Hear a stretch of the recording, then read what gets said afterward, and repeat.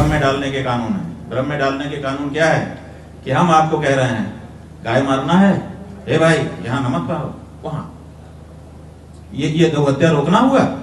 पिछले 11 साल के आंकड़े हमने देखे गौ माता की हत्या के संदर्भ के, तो हमको भ्रम हो चुका है इस समय कि असल में क्या है, ये गौ प्रेमी है कि नहीं है। तो उसी भ्रम का निराकरण करने के लिए तो हम बैठ रहे हैं, वही तो हम साफ करना चाहते हैं। सनातन धर्मियों का आचार्य होने के नाते धर्म के मामले में हम भी जनता के प्रतिनिधि हैं, और उनकी जो गौ माता की जो बात है उस बात को हम उठा रहे हैं। और हमने सैकड़ों सभाएं पिछले 2 वर्षों में की हैं। जैसे मेरी बहन आप कह रही हो कि हमारे योगी आदित्यनाथ जी बड़े गौ प्रेमी हैं, हमारे नरेंद्र मोदी जी जो प्रधानमंत्री हैं वो बड़े गौ प्रेमी हैं। सही में जब वीडियो आता है, जब चित्र आता है, जब उनके कुछ वाक्य हम सुनते हैं तो हमको भी यही लगता है कि ये तो बड़े गौ प्रेमी हैं, और बाद में जब आंकड़े निकल करके आते हैं तो अलग आते हैं। तो इसलिए हमारे मन में भ्रम हो चुका है इस समय। हमने भी वो फोटो देखे हैं, हमने भी वो भरोसा किया है, हमने भी वो व्याख्यान सुना है जिसमें उन्होंने कहा कि गुलाबी रंग देख करके तुम्हारा दिल दुखता है कि नहीं पता नहीं, मेरा दिल दुखता है। तो हमको भी लगा था कि इनसे बड़ा गौ प्रेमी कौन होगा। इसी तरह से बाकी लोगों के बारे में भी है। लेकिन जब पिछले 11 साल के आंकड़े हमने देखे गौ माता की हत्या के संदर्भ के, तो हमको भ्रम हो चुका है इस समय कि असल में क्या है, ये गौ प्रेमी है कि नहीं है। तो उसी भ्रम का निराकरण करने के लिए तो हम बैठ रहे हैं, वही तो हम साफ करना चाहते हैं। और क्या साफ करना चाहते हैं? नहीं, हमारे पास उपाय का सवाल ये है, हम ये चाहते हैं अभी जो कानून बनाए हैं वो क्या है, भ्रम में डालने के कानून है। भ्रम में डालने के कानून क्या है कि हम आपको कह रहे हैं गाय मारना है, हे भाई यहाँ नमक पाओ, वहां ये गौ हत्या रोकना हुआ। कि हम कहते हैं यहाँ मत मारो, माने एक प्रदेश ने कानून बना दिया कि यहाँ मत मारो, दूसरे प्रदेश में कट सकती है, ट्रकों में लद के जाएगी, वहां कट जाएगी। माने ये तो यही हो गया ना कि यहाँ मत काटो वहां काट लो। तो ये गौ हत्या रोकना नहीं हुआ।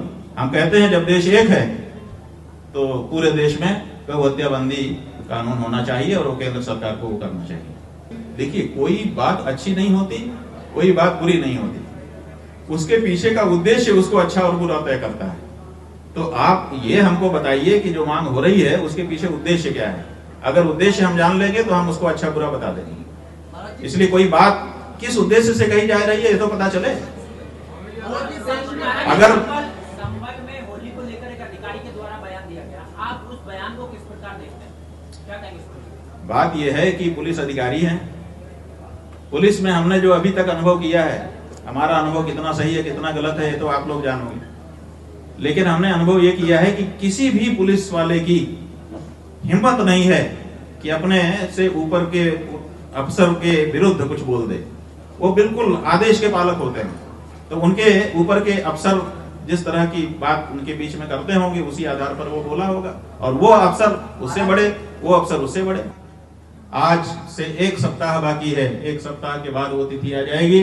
उस तिथि को 17 तारीख को सवेरे से, वैसे तो हम लोग 33 दिन से प्रतीक्षा करते होंगे, लेकिन अगर उस दिन तक कोई बात साफ नहीं हुई तो सवेरे से लेकर के शाम तक, सूर्योदय से लेकर के सूर्यास्त तक दिल्ली के रामलीला मैदान में हम बैठेंगे 100 करोड़ सनातन धर्मियों की ओर से, और जाने कितने और गौ भक्तों की ओर से वहां पर हम बैठेंगे और प्रतीक्षा करेंगे कि देश का राजनीतिक समुदाय अपने अपनी तरफ से अपना अपना जो उसका दृष्टिकोण है गाय के प्रति वो स्पष्ट करे।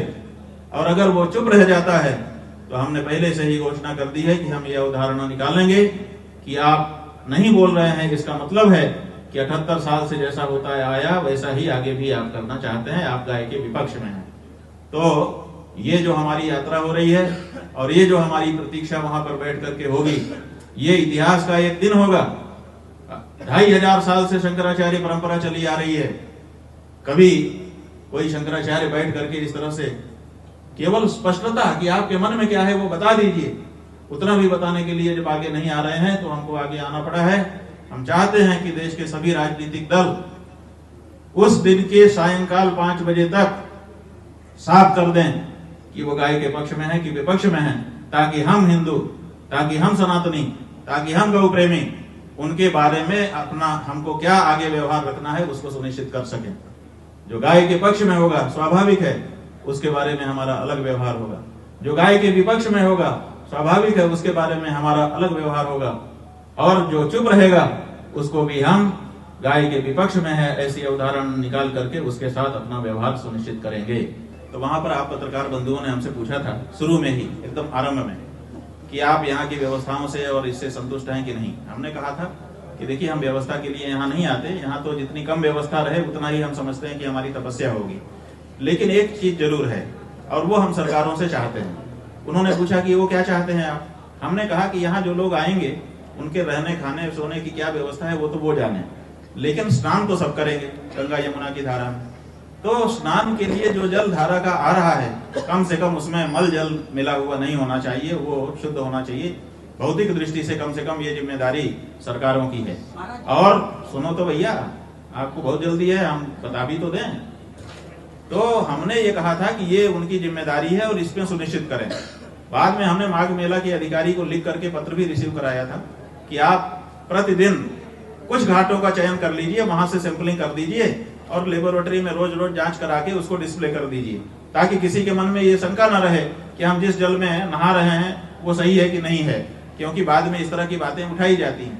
तो उन्होंने उस पत्र पर भी कोई संज्ञान नहीं लिया, कभी भी जांच करके कोई आंकड़ा पब्लिक को नहीं बताया गया।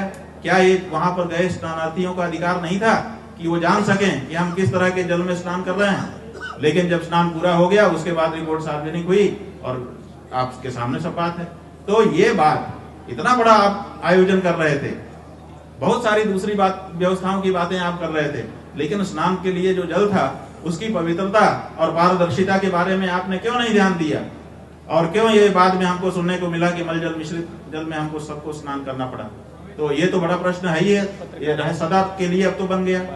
पहले ही इसके बारे में जब आपको स्वयं करना चाहिए था, नहीं किया था, तो जब चेताया गया तब करना चाहिए था। जब लिखित पत्र हमारे द्वारा एक शंकराचार्य के द्वारा दिया गया, तो क्या माघ मेला अधिकारी को उस बारे में कोई कार्य नहीं करना चाहिए? या उन्होंने पलट करके हमको जवाब तक नहीं दिया है आज तक। तो ये दिखाता है कि वो इस बारे में गंभीर नहीं थे और ऊपर केवल माहौल बना रहे थे। जो ग्राउंड पर काम किया जाना चाहिए था वो नहीं हुआ। मैं 140 करोड़ भारतीयों की ओर से यहाँ पर खड़ा होकर बोल रहा हूँ, जबकि 140 करोड़ ने उनको वोट नहीं दिया था, लेकिन वो देश के प्रधानमंत्री हैं तो सबके प्रतिनिधि माने जाते हैं। उसी तरह से 125 करोड़ सनातन धर्मियों का आचार्य होने के नाते धर्म के मामले में हम भी जनता के प्रतिनिधि हैं, और उनकी जो गौ माता की जो बात है उस बात को हम उठा रहे हैं। और हमने सैकड़ों सभाएं पिछले 2 वर्षों में की हैं, देश के सभी भागों में गए हैं, देश के सभी राज्यों में गए हैं, सब जगह से हमको मैंडेट भी है।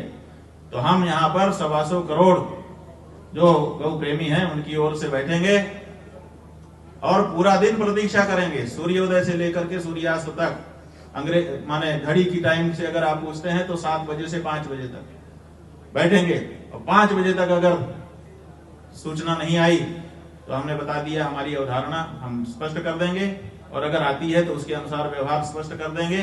5 बजे 125 करोड़ गौ प्रेमियों की ओर से जो भी बात कही जानी है और जो भी निर्धारण होना है 17 मार्च को रामलीला मैदान से वो होगा।